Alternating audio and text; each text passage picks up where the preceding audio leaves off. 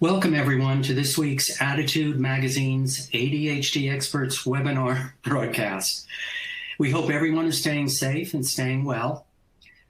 Whether you are taking part in the live webinar today or listening to the webinar replay or podcast a few days or weeks from now, I think you'll find today's topic, A Parent's Guide to Daily Routines, Screen Limits, and Safe Social Outings, of great interest.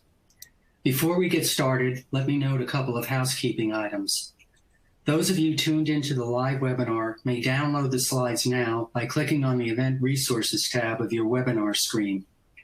For new information on how to purchase a Certificate of Attendance option, look for instructions in the email you received directly at the end of the webinar. For those of you listening to this broadcast in replay or podcast mode, please log on to the webinar replay page on the Attitude website. This is a long URL, so be patient with me. www.attitudemag.com/webinar/summer-ADHD-children-pandemic. I'll repeat it again. I'm sorry. I have to because I know people asked me last time. www.attitudemag.com/webinar/summer-ADHD-children-pandemic. And you'll receive access to both the accompanying slides and access to the Certificate of Attendance option. Now for the topic today. Now that the school year is over and the warm weather has arrived, many families are scrambling to navigate the summer without camps and other planned activities. Most kids have hours of unstructured time with no responsibilities, while many parents are working from home or have already returned to their jobs. How can you and your family make this transition smoothly and look forward to a sane, stress-free summer? How can you get some much-needed recuperation time as well? The good news is that Sharon Saline will offer you practical, easy tools for setting up a successful summer. You'll learn how to create effective summer routines, cope with anxiety about COVID, manage screen time, and even arrange safe peer interactions. Sharon Saline, a licensed clinical psychologist with more than 30 years' experience, is a top expert on ADHD, anxiety, learning differences, and mental health challenges, and their impact on school and family dynamics. She's author of What Your ADHD Child Wishes You Knew, Working Together to Empower Kids for Success in School and Life. Learn more about the book and reach out to Sharon at www.drsharonsaline.com. That's DrSharonSaline.com. You can ask questions of Sharon during her presentation, and we will try to get to as many of them as we can after she finishes. That all being said, I'll turn it over to Sharon and start the webinar. Thank you so much, Wayne, and thank you for that beautiful introduction. And it's a pleasure to be here with Attitude and the Attitude community, talking about such an important topic: save our summer. How can we create a summer where we feel restored, where we have activities for our kids, and we pivot successfully? So here we are in the new normal. Okay, it's a confusing, masked world.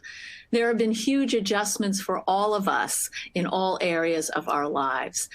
Kids are at home for a long period of time, much longer than they've probably ever expected. They've lost what's familiar to them or beloved about the summer, camps, casually seeing friends, playing outside, sports, participating in music, drama, or art activities. And this is on top of and following the significant losses in routines and beloved activities in the spring. So there's a lot of things that kids are struggling with right now. Parents are either working from home, so there's more family time and less opportunity to supervise and do things with kids, or parents are actually going to work. People are returning to work and leaving kids with extended family or friends or daycare, or sometimes for teenagers at home on their own for the day. There's a new constant worry about safety that's part of this new normal regarding illness, and whether this is stated or not, everybody carries it around. Also, job, food, housing, healthcare insecurity. These concerns are greater than they've probably ever been in our lifetimes. And this higher stress means less patience for everyone and often more conflict. And really, frankly, of the many people I talk to, people are over it. They're over COVID. It's hot. They don't want to wear masks. They want a break, and they need some relief. So let me see. I'm forwarding the slide here. Okay. So how are we going to save this summer? So anxiety, disappointment, depression, these contribute to family stress and conflict. And so we want to address the feelings first. And this will improve flexibility, particularly for kids with ADHD, who may not be great at shifting from one thing to another, at tolerating disappointment, or at managing the big feelings that are brewing inside of them. So we want to create clear and simple daily routines, use incentives to motivate kids, because we know that kids with ADHD need external rewards to help them get motivated. And we want to brainstorm a long-range plan for the amount of time that you're home this summer. What are some of the keys to success? The first key is collaboration. You have to work together at creating these plans and understanding and listening to what everybody's needs are. We have to figure out childcare challenges. And while parents of younger kids can take their kids places, once your kids are old enough to voice an opinion, and that's usually, around third grade, they're going to start really pushing back. You will see, obviously, kids who are younger saying, no, I don't want to do that, but they're accustomed to doing what you set up for them. Once kids get a little bit older, they really want to participate in what their summer's going to look like. And I think that's important for us to consider. We want to basically put have tos before want tos. And I talked right then earlier about incentives. And so what that means is that we want kids to do what they need to do or have to do first and earn the things that they want to do. So we'll be talking today about easy on, easy off answers to screen dilemmas, which is one of the things I hear over and over from families right now. And finally, we want to create and foster self-care for everyone in your family through discussion, instructions, and consistency. So there's going to be a poll right now, because I'd like to hear from you. What are some of your top concerns about this summer? And while you are filling out that poll, I'm going to talk a little bit more about why kids with ADHD are really struggling right now to adapt to the changes that we're facing. So take a minute and fill out this poll about your top concerns regarding your child or teen this summer. And let me talk a little bit about what we, sort of background that we understand regarding kids with ADHD, but we need to maybe remember when we think about this summer. So first of all, we know that kids with ADHD often struggle with flexibility, impulse control, emotional regulation, organization, and self-awareness. And these executive functioning skills are critical for adapting to new situations and dealing with uncomfortable feelings that accompany change, particularly unexpected change. Kids with ADHD have lower tolerance levels for dealing with uncertainty, disappointment, and discomfort. These are kids who hear every day at school or face on a daily basis things they don't do well, they can't do, but they have to do, things they struggle with. And a lot of activities and events, and particularly things that they enjoy doing, have been canceled, whether that's sports or playing an instrument or doing an improv theater group or being able to just simply play outside in the neighborhood with other kids. These things have been restricted in ways that have left them with fewer options for what to do with themselves and coping. So hold on a second. I'm getting a message. Okay. Okay, so I have the results of the poll in, so I'm going to share those in 1 second. So the other thing that we want to talk about is that because kids have lost a lot, there's grief. And grief is manifested for kids in different ways. And it might be anxiety, it could be depression, it could be oppositional behavior and language. And so the kids with ADHD are struggling also to shift. Shift flexibility is another one of those key executive functioning skills. And so they've had to shift, and they're unclear about the future and how are they going to maneuver in the present in a way that's safe and also allows them free self-expression. There's a profound sadness for a lot of kids, particularly kids with ADHD, that they really can't process developmentally. They may not have language for it, or they just have these intense feelings. So many kids with ADHD, of course, are already anxious. And this situation may intensify not just general anxiety, but it may alter it to include social anxiety, specific phobias, bugs, darkness, or some obsessive compulsive behaviors. A lot of kids right now feel very disempowered, and the lack of agency they have about their daily lives combines with a sense with their anger into a ball of rage. And you can see this rage in some irrational expressions of anger, in pushback, but you may also see it in depression. And so sometimes that kind of anger can mask a real loneliness, sadness, and unhappiness that's underneath that they can't talk about, so they're showing you anger.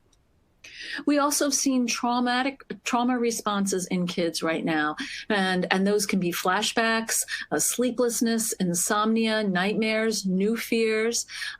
For kids who've lost family members or people they know to COVID, that's traumatic. For most kids having to be kind of trapped inside for many weeks this spring, that was traumatic as well. So kids are really juggling a whole lot of emotional stuff underneath the surface, and that's on top of living with an attention issue, perhaps a learning disability, or being on the autism spectrum.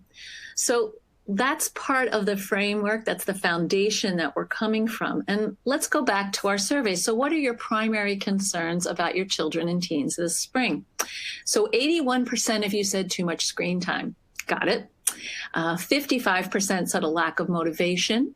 49% said boredom. 30% said anger, and 13% said inflexibility. So we're going to talk today about screen time, motivational issues, and boredom, and as I continue to speak about anger. So we addressed this slide, so I'm going to move forward. So let's talk a little bit more about these big feelings, because I think it's really important before we save our summer to understand how we can best deal with these big feelings. And the first thing you've got to do when your kids are having big feelings is start with empathy, with compassion. As I said, kids are experiencing a daily range of emotions, from sadness to disappointment, anger, relief, worry, and they're fed up. Marco, age 15, told me, I'm fed up with the isolation. I'm over this. It wears on you. Stacia, age 11, said, everything is canceled this summer. What am I supposed to do? I just stay in my room. I can't go out. I wish my parents would stop nagging me about screens. So kids are tired of following the rules and they want to break, and there's no break. We adults are tired of following the rules, right? And there's no break. So it's difficult for kids with ADHD, as we know, to manage big feelings. Emotional control is a key executive functioning skill, and it's innately and intimately linked to working memory. So they miss so many things about their lives, their friends. They miss the freedom of not thinking about stuff, just like we do. I don't know about you, but when I leave the house, I'm like, do I have my mask? Do I have my car keys? Do I have my water bottle? Do I have my sunglasses? Inevitably, I forget something. There's a lot for our brains to adjust to, and it's tiring. And they're angry. And so when kids are angry, who are the people they're going to take it out on? The people nearest and dearest to them. I'm sorry to say that. So there you will see that kind of regression in certain behaviors that kids have moved beyond. There's a number of young children with and without ADHD who were toilet trained and are back in diapers again. That's an example that may not be relevant in your family, but I think it's a really concrete example of how kids are struggling. Older kids who were able to do things without reminders, set the table, pick up their room, whatever it is in your family that your child has sort of made progress on, may be stepping back. That is normal right now.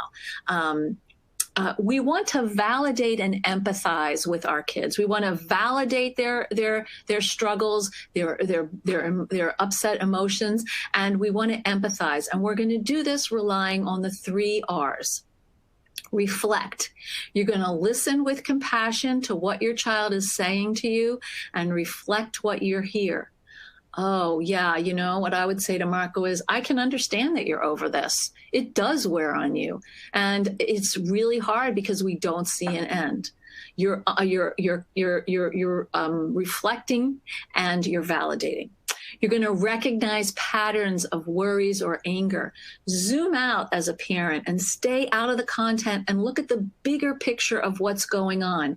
Ask questions, brainstorm with your kids about possible solutions, and collaborate with them. When you collaborate with kids, when you ask them what do they think that they could do that might improve a particular situation, they get more buy-in and they will participate more readily. You'll see more cooperation. So it seemed to me, you can say that before COVID, you actually cleared your plate from the table and put it in the dishwasher without us having an argument. How could we get back to that? Ask them for their opinion. And the final R is reset. Recalculating. Just like your GPS, you're going to redirect your child's attention to something that could be calming when they're upset. And that would mean planning for upset and being able to choose from some of those planned options rather than try to calm down in a moment by having them calm down, in a moment by saying, hey, you need to calm down, or, take some deep breaths. That's probably going to backfire. We want to hear from kids what helps them calm down. And then we want to remind them and point them to the list of these desired activities. So I spoke earlier a little bit about the increased anxiety and depression, and I want to say a few words about this. So anxiety disorders are problems related to fears and worries. They differ based on the focus of a person's worry. Anxiety is about safety and security. It wants to make uncomfortable feelings and uncertainty go away immediately. That isn't really an option right now. So this is why we have kids with ADHD who already run anxious. And they run anxious because they've listened in their lives to many, many comments about what they could be doing differently or better, right? And so when you hear over and over about what you should be doing instead of what you are doing, you develop a low level of persistent anxiety that I'm off.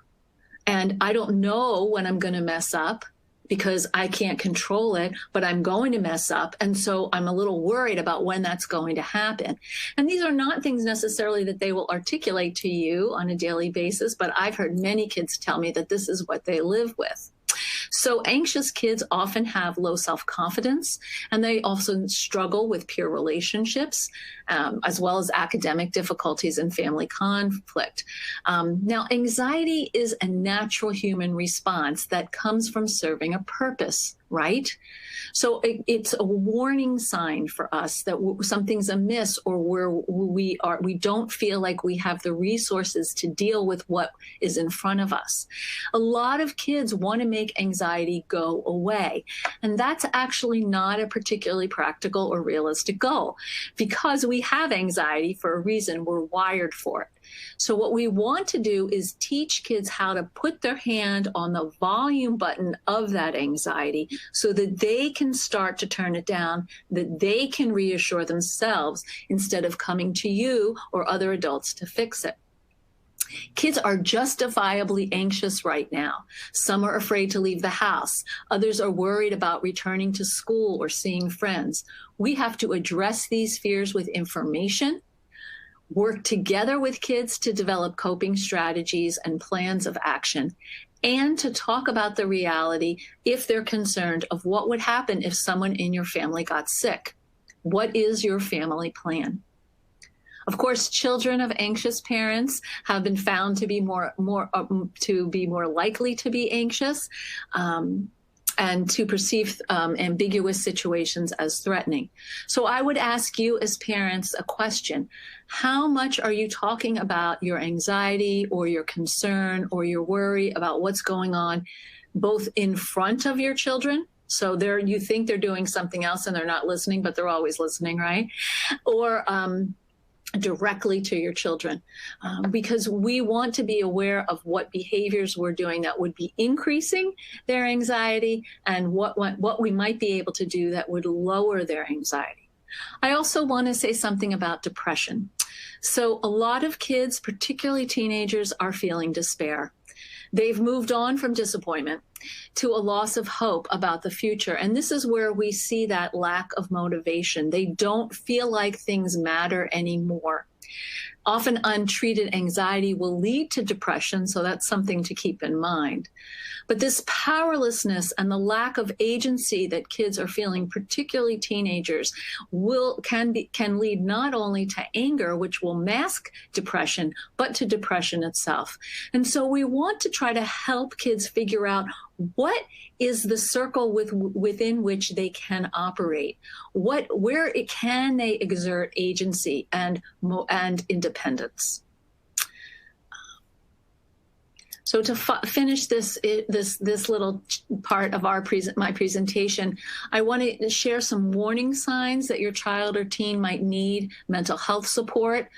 Most therapists are doing telehealth right now, which is challenging with kids, but it is helpful and practical, and particularly if you can find someone who does some family work, that can be very useful right now. So we want to look at these warning signs that would indicate that your child or teen might be struggling beyond what we would expect in this unusual situation. So if kids are quick to anger, they're increasingly isolated, and they are over-focused on screen time, these are some of the signs. Greater trouble with focusing and concentration than you might expect, given who you know your child is, unexplained headaches or other physiological complaints, evidence or admission of inappropriate substance use. We may also see kids biting their nails, pulling their hair, picking their skin, arguing, screaming, staying up to all hours of the night, withdrawing to their room for hours at a time, hitting people or breaking things.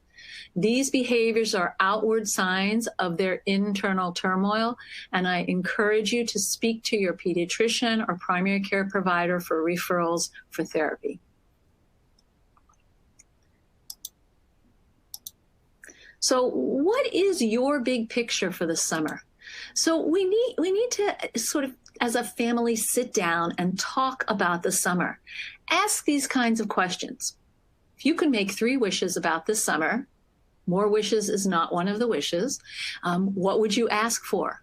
What would you most like to see happen this summer? Think about this for yourself, right? Reflect back what you hear from your kids and share your own ideas. that you've had for yourself and for them. What types of ideas might be useful? Well, you could work on non-academic skills such as cooking, following a series of recipes. Maybe, you decide you want to bake all kinds of chocolate chip cookies for the summer. And once a week, you're going to bake one recipe. Learning to play a song or on an instrument, maybe pick up an instrument that you played before but you haven't been attending to, or maybe you decide that your child would like to play a ukulele. Not too expensive, not a lot of investment, lots of great YouTube how-to videos. Reading a series of books like the Joey Pys.D books, which are about boys with ADHD, or graphic novels. There's also a couple new great ADHD books for girls, Focused, and This Is Not the Abby Show. Maybe work together as a family, keep a scrapbook of headlines from this time, buy an inflatable pool that you can all fit in, have kids make a weekly meal, maybe breakfast for dinner once a week, plant some herbs or vegetables in window pots or in the ground. Do what I call a magical mystery tour once a week. Pick a place you've never been to, walk there, drive there, explore. So, of course, before you do anything, you want to check the CDC guidelines. And I did a little bit of research before this webinar to see what are high-risk and low-risk activities. And this is what I found. High-risk activities include contact sports, camps, particularly sleepaway camps. Some day camps are setting up kids in pods. And so you're with those 10 people. And if one person in your pod gets sick, then the entire pod cannot go to camp. Sharing meals are high-risk activities. Low-risk activities would be perhaps going to a beach or a lake, being distanced from other people, swimming away from other people, outdoor play dates. For example, I've seen kids in a park near my house playing ultimate frisbee or throwing the frisbee. They have their mask on. They actually have gloves. Tennis is something else that I've seen kids play. But there are other shared exercises where you're sort of alone together, hiking, biking, rollerblading, walking, having a catch. So we want to try to come up with some sort of summer activities for kids that they enjoy. And I would encourage you to think about finding a family activity. Maybe there's a volunteer organization or something that you as a family could do each week. It would help you. Volunteering is great because it helps you feel good about yourself, and it allows your kids to feel like they have a sense of purpose, that they're making a difference in the world. And that's really great for kids to feel like they're contributing. And let's talk a little bit about the summer slide. So kids with ADHD are really fed up with school.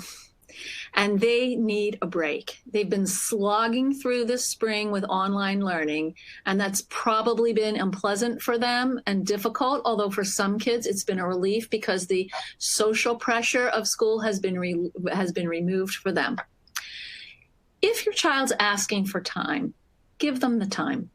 While reading texts and writing, messages on Facebook or on Instagram may seem fruitless, kids are actually reading and writing. You can put free reading into the daily schedule we're going to talk about in a minute and let them pick the materials. Maybe it's a sports page. Maybe it's a graphic novel. Maybe it's any text of any interest. Maybe they like to play Sudoku or word searches. These are all ways that they're using academic skills. Then later on, if your child has taken a break but has work to do for next year, or has a skill that they're trying to work on, I'm working with a child right now who is doing Khan Academy for math because he's 2 years behind, and that's fine for him. It actually provides structure for his day. So he took 2 weeks off, and now he's into his Khan Academy. So how are we going to improve cooperation? So the first thing we're going to do is create a daily routine. So you want to reduce nagging and reminding by having a weekly family meeting. You're going to ask your kids about some of their goals, and you're going to share some of yours. You're going to create agreement together based on brainstorming and collaboration that addresses everybody's goals. And what I would encourage you to do as parents is to lean into what matters to your kids first, because I'm sure what's on their list about things that they might want to change or have happen this summer probably are somewhere on your list. They may not be at the top, but if we put something that matters to your kids into this routine, into this brainstorming, your kids will buy in and participate more. You want to write everything that you agree upon down, because we know that visual cues are so important for ADHD brains. And discuss the issue of reminders. How do kids want to be reminded? What types of reminders? Maybe it's Post-its. Maybe it's a statement that you sing. I would encourage you to look at my website, www.sharonsaline.com, for more information about how to give instructions to kids so they can listen. Because what I talk about is something called the rule of three. You get down to their eye level, you make eye contact, you state your direction, and then they repeat your direction, not once, but twice, because it's that second time that encodes it in their working memory. So you want to be able to respond to anger and pushback. So you want to write into whatever routine and agreement you make non-cooperation clauses. What are the boundaries and what are the consequences? Do you want to have a curse jar where every time someone curses, they drop some money into that jar, and then you decide as a family what charity you're going to give that to? And you want to work on apologies of action. One of the things I hear so much from parents of kids with ADHD is that their kids say, "I'm sorry," and it seems like a throwaway. And what I want to encourage you to do is have kids learn how to say they're sorry and mean it, but also show they're sorry to make amends. What would that be? And of course, we want to find out what helps calm kids down when they're upset. And I want you to use natural and logical consequences. Punishments don't teach kids any skills, right? So what we want to do is rely on natural consequences, which is the inevitable result of a person's action. You tell your daughter to take an umbrella because it's raining. She doesn't, she gets wet. A logical consequence is the result of a person's action, but it's imposed by an adult or caregiver. You tell your son not to skateboard in the street, and he does, and you catch him. The logical consequence might be that he hasn't shown you the maturity he needs to ride that skateboard, and he has to earn it back. Logical consequences need to be reasonable and related to the problem. Remember that kids with ADHD will act out when they are bored, angry, and frustrated, confused, or anxious. Expect it. Don't address problem behaviors in the moment. Create a plan and for success, and put non-cooperation clauses into that plan. Work from an earned privileges mindset. Because I said so is not an effective response sometimes. I work with a family. They have 3 boys, 2 of whom have ADHD. And they've decided that in order for their kids to earn their phones every day, they cannot curse, because they have 1 child who's about 7 and 2 who are 13 and 15. And when there's a curse, the father said, I give them a warning. I say, that's your first warning. And if they curse again, they lose the phone. They lose their phone for the day, i.e. they did not earn the privilege of keeping the phone. The next day, they get the phone back. So I think that's a really important thing to think about. So there's a small incentive for short-term progress, like maybe if you ask them to do something and they follow through on picking up their room, they can pick out the dinner for takeout, or bigger incentives for longer kinds of tasks, like they finish that Khan Academy class and they can get a new game or a baseball glove or clothes or maybe even a bicycle, who knows? So how are we going to set up smart daily routines? You're going to work on this foundation of collaboration, but you're also going to think about consistency. And consistency isn't perfection, it's steadiness. So endless freedom means endless screen time. That's what parents are telling me over and over again right now, which doesn't really benefit you or your teen. So what I want to encourage you to do is to think like a camp counselor. Your goal is a reasonable schedule that isn't too restrictive, but is predictable. So divide your day into chunks of time and allocate these periods to various activities, including exercise, projects. Making things with your hands is a great thing for kids with ADHD to do, whether that's models, Lego, cooking, beading, learning how to knit, something like that. Okay.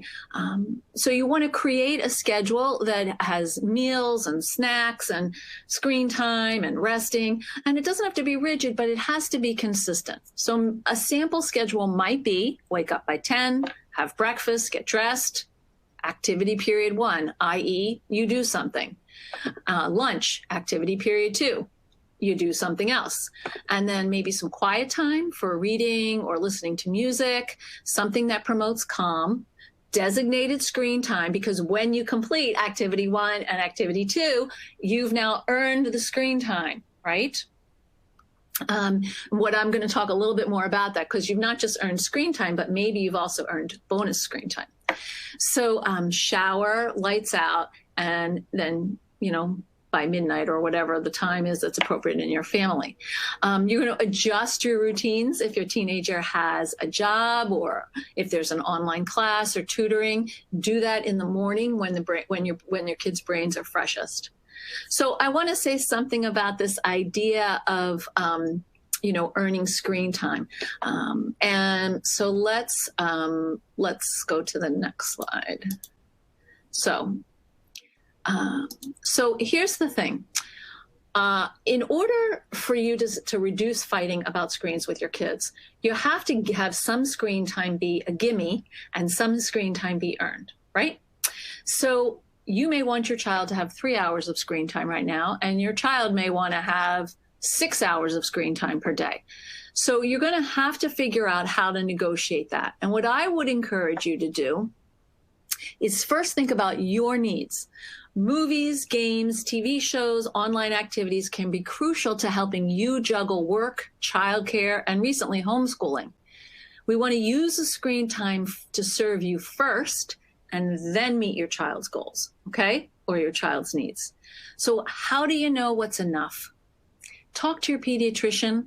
The American Academy of Pediatrics states that screen time should not take up a majority of a child's waking hours, and that screen time needs to be part of a balanced life, not the focus of life.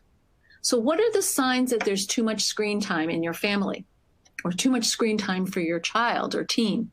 Headaches, disrupted sleep or insomnia, vision fatigue, loss of interest in other activities, lethargy. The first thing you can do, of course, is set parental controls on Netflix, on phones, on your Wi-Fi. But you can also talk about the best times to use screens based on social issues and pleasure. So I'm working with a family, and their little girl, she likes to play computer games, and she wants to play the game in the morning after breakfast because she has some friends on. She gets 2 hours of screen time automatically every day, but it has to be broken up into 1 hour chunks. So she does 1 hour in the morning, and then after the afternoon activity, she gets her second hour. She also can earn bonus time, which I'm going to tell you about in a minute. So those are the best times for her because that's when her friends are on. So talk with your kids about when are the best times. I work with another family with a young man who's in his teens, and he has both ADHD and he's on the spectrum. And he only wants his screen time in one chunk at night because that's when his friends are on. So you really need to find out when your child wants to be on screens and what he's doing when he's on them. I encourage you, if you can, to create some balance in this. So we want to balance fun screen time with constructive screen time. There are lots of ways to be on technology. Audible has free books. Scholastic has activities and books. There's writing or drawing free classes online. You can visit zoos. There's Dungeon and Dragon games. So you want to really help your kids figure out, what are the different kinds of screen time that they can have in their life, because not all screen time is the same. It's also important that you create family screen-free times. and monitor your own screen use. So one thing that, I want to encourage you to start with is meals. Meals are a great time not to have a screen. And maybe you watch TV every night in your family with dinner. That's fine. Maybe you could cut it back to, 6 days a week or 4 days a week. And the other time, talk about things. Maybe play some word games or go around the table and do a high and a low of the day, the rose and thorn, so to speak. We want to try to have everyone be with each other when you're with each other, and particularly when parents are with your kids. What Yolanda, age 13, says, "What I can't stand is when dad stays on his phone, but tells me to get off mine. It drives me crazy. It's so hypocritical. I get really mad. He's not even paying attention to me." So that's what we don't want kids to feel, right? We want kids to feel like they actually have your attention. So what are some sensible screen solutions? Oops, excuse me. So we want to think, first of all, screen time is a privilege. It's not an entitlement. Most parents I know own their child's devices and they pay for, Wi-Fi connection. So you want to create a collaborative plan about when, where, and how screen time is going to occur. So if you in your head say, I want my child to have 3 hours a day, you're going to decide how much daily screen time, not for school, that you want your child to have. Then you have a conversation with them about how much they would like to have. Decide on a baseline amount and a bonus amount of time. So in my example, I'm going to come into that conversation with my kids and say, I think it should be 2 hours a day. They're going to say 6 hours a day and be all upset. And then I'm going to meet them at 3. Plus, I'm going to offer them a half-hour bonus for cooperating. And let me explain that. So how kids ease off their baseline screen time will determine if they earn that bonus time. Okay, so you can attach a bonus time to completion of chores. You can attach to using respectful language, not yelling or cursing. You can attach it to keeping your hands and your body to yourself instead of, fighting with your sister or brother.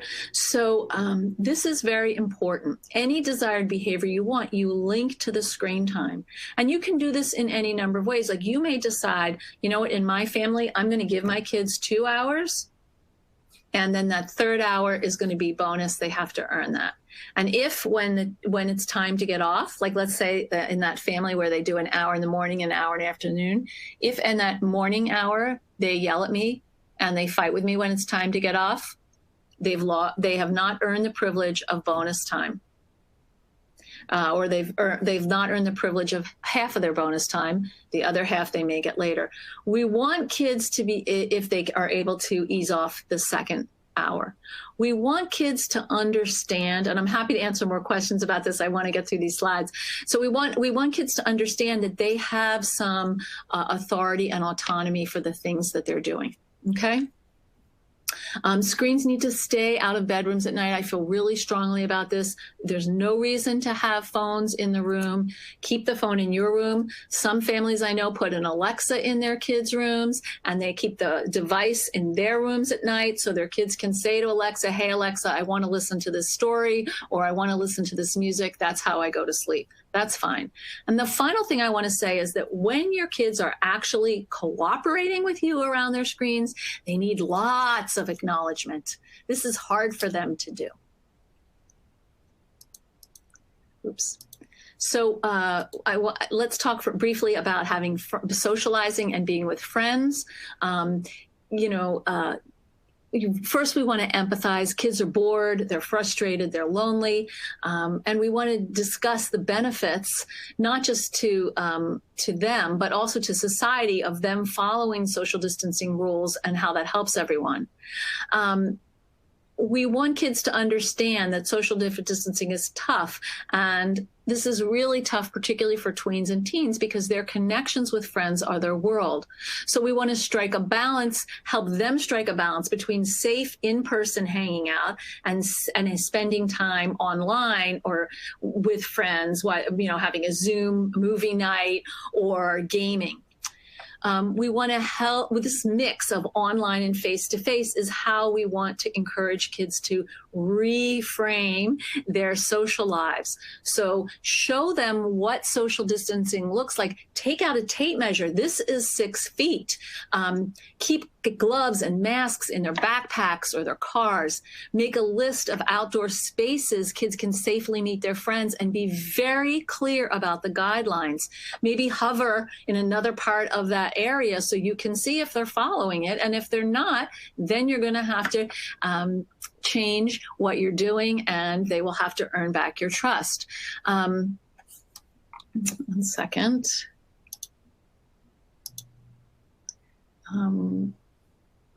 Okay. Sorry, there was a message. Okay, so you want to help kids come up with solutions to situations. What should you do if this happens? And then review that with them when they leave. Deal with lying heads on. Kids are going to lie to escape consequences because they've forgotten the rules and they feel ashamed about their actions. Lay out the importance of telling you if they've messed up and might be exposed or might have exposed themselves. Instead of punishing, use it as an opportunity to learn. And of course, living together means chipping in. So this is a time when everybody is going to help out. You want to talk to your kids about coming together for the collective well-being of the family. And if kids weren't doing chores before, this probably isn't the time to add something new. Instead, link the completion of their chores to some of the incentives and their beloved screen time. Again, you want to discuss with them how to remind them and what kinds of reminders and what's going to happen if you remind them and they don't follow through. And I'd consider thinking about family chore time, a time when everybody's chipping in. That way, they'll be more motivated because they'll be inspired by what other people are doing. And finally, I want to say something about self-care. It's more important now than ever. You're all burnt out. The stress, the anxiety, the depression, the loneliness. It's very important to take time for restorative activities that rejuvenate us. And when people don't feel taken care of or restored, they become frustrated more easily and lash out, including kids will do this particularly. So commit to some type of regular self-care for yourself. You, as a parent, you need this, and foster this for each person in your family. You want to figure out what will help you regain your sense of calm and then assist your loved ones to do the same. Check in with yourself, step outside of routines that cause you stress, recenter, and then enter back into the fray.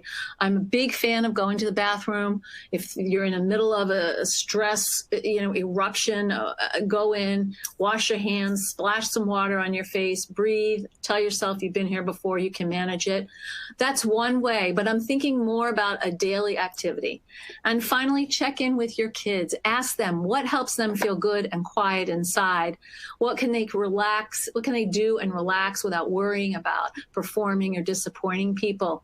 Just being with themselves. Lego, reading, listening to a story, a podcast, music, Sudoku. Everybody should have some time in the course of a day or a week when they are doing that. So I'm going to wrap things up now. I encourage you to get moving, exercise together. You'll feel good, and your kids will feel good as well. And I have some ideas here on the slides. And then, of course, discover what feels nurturing, pay attention to what's going well, focus on your resilience, and schedule some downtime. So thank you so much. This last sign is just a review. Again, we want to work on one thing at a time. Use that rule of 4. Make eye contact, state your direction, have them state the direction back to you, not once, but twice. This helps improve working memory. Link have-tos to want-tos and differentiate between them. And write things down. When you can refer kids to a list, you don't have to be a reminding machine. Thank you so much. There is, I believe, Wayne, a free gift for managing anxiety. If people go to my website, I think I sent a link for that. I believe that you have that. So, okay. I don't know. I don't know exactly where that is, but I'm sure it must be on the slides here somewhere. I'll ask Lily to get in touch with. I don't know, but Okay. for those people who signed up, we can send something out. Yes. Okay, thanks.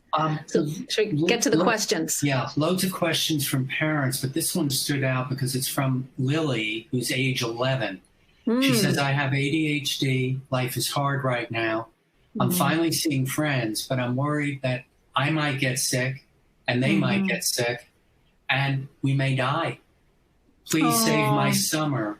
So I think, this probably plays in the back, maybe not even so far in the back of kids' minds. So, I mean, I don't know how you could talk her through this, but. Hi, Lily. I'm so glad you joined today. Of course you're worried about getting sick. Everybody is. Here's some good news. Young people don't generally die from COVID, and I would bet that you're taking lots of safety precautions like wearing masks and using hand sanitizer. In fact, it's a great thing if parents can make sure their kids are carrying hand sanitizer around. If you're wearing a mask and you're using hand sanitizer, you're probably going to be okay. I think that it must be so lonely not being able to see your friends. And so if there's a way that you can see them outside and you're still wearing a mask, that's the best option. Maybe there's some ways that you can think with your parents of activities you can do outside that would be fun. And I might want to encourage you to try to set up like a Zoom once a week with your friends where you maybe share a screen and watch a show together and everybody can have popcorn and talk as if you're in your own living room. Good luck, Lily. I like that advice. A mother is pointing out that in her kids and in her kids' friends, she's seeing a lot more sadness and withdrawal rather than outward anger. Can you speak to that, please? Yes. So I think there's been a transition. Initially, we saw a little more outward anger, and now what we're seeing is this, sadness that is really related to despair. And hopelessness and powerlessness. It's this thing that none of us like is not going away. And it's very hard for kids, particularly kids with ADHD whose brains are now or not now brains, to look into the future. They just don't have that developmental skill yet and see that eventually sometime there will be a vaccine and we will be able to move back to what are we considered normal.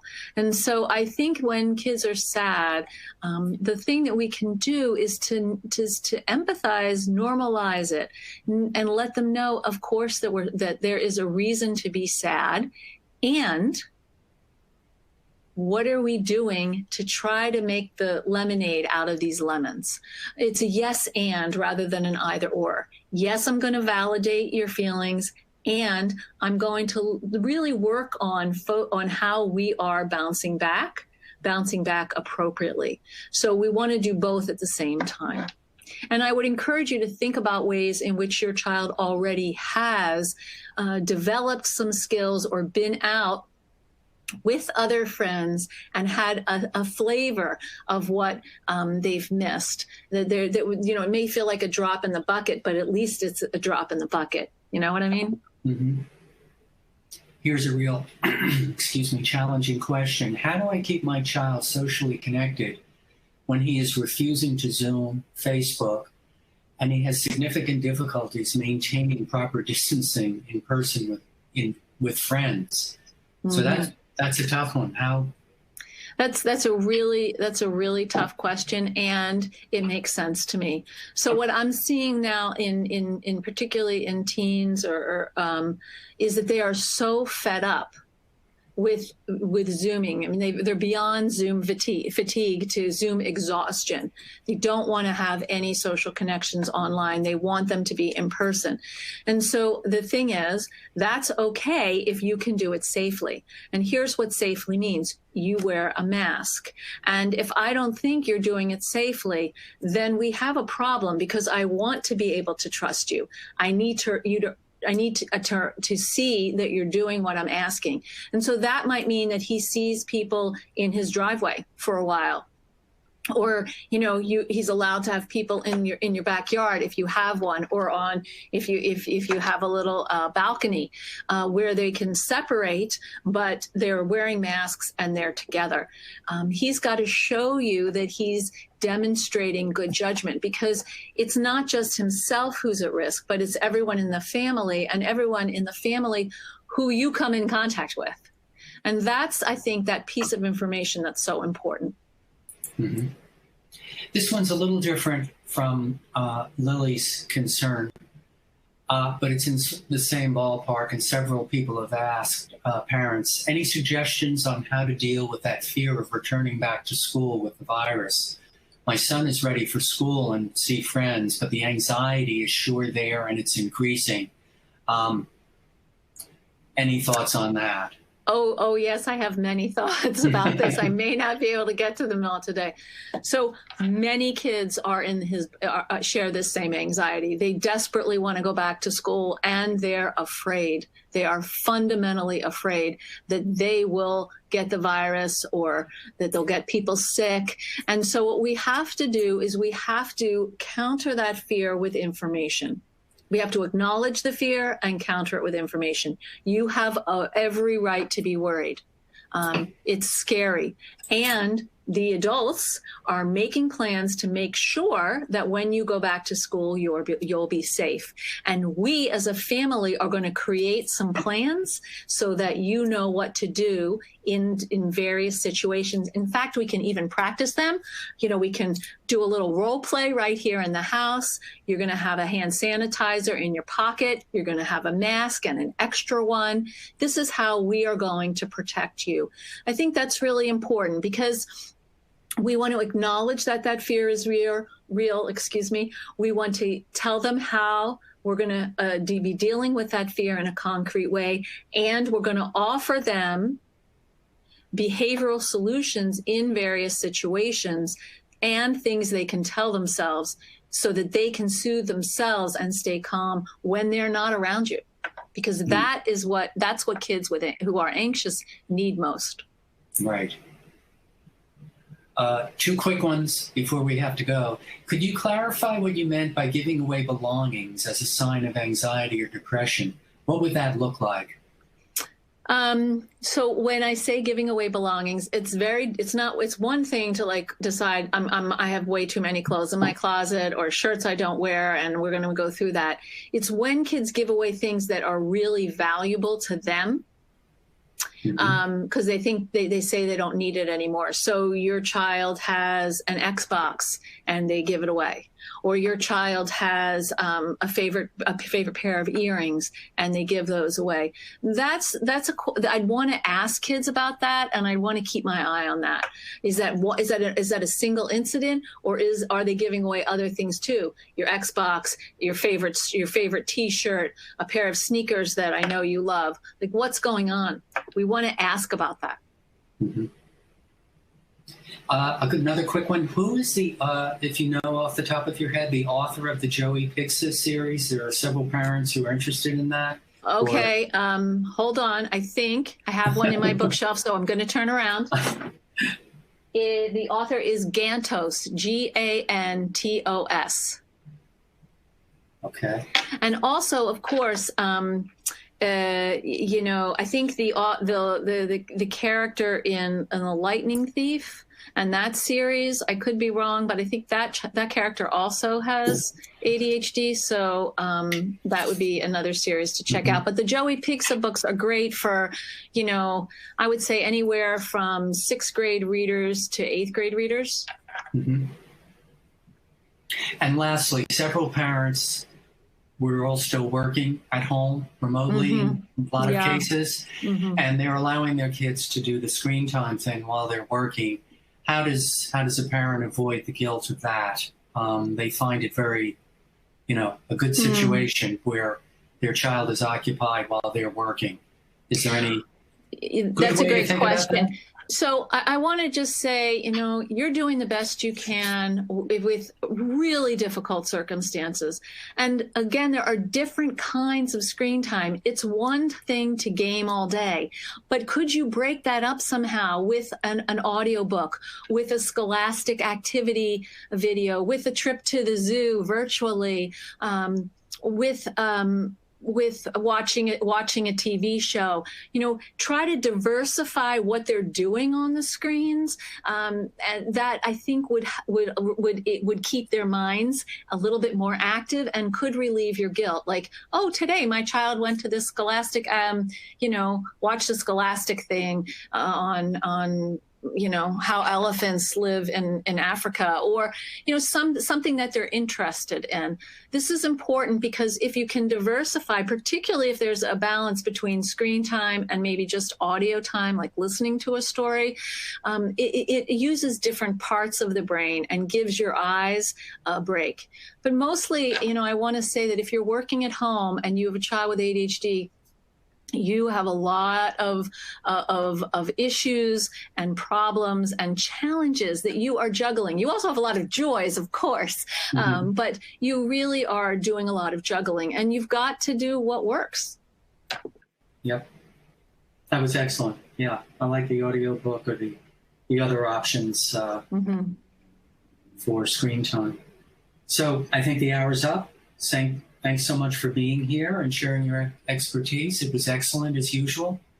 So I wanted to thank you so much. Thank you so much, Wayne. And thank you everyone for tuning in. And we'll make sure you get a link for that free download on some tips to manage anxiety in your family.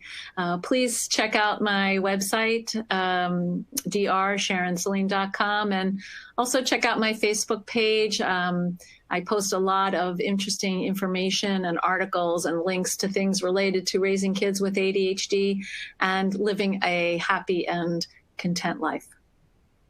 Thanks again, Sharon. Thank you. And thanks for having me join the Attitude webinar series. And thanks to everyone else for being here. We appreciate you attending. And please join us next week on July 9th when Stephen Shore will talk about coping strategies for adults on the autism spectrum. Thanks everyone for being here, and have a really great day.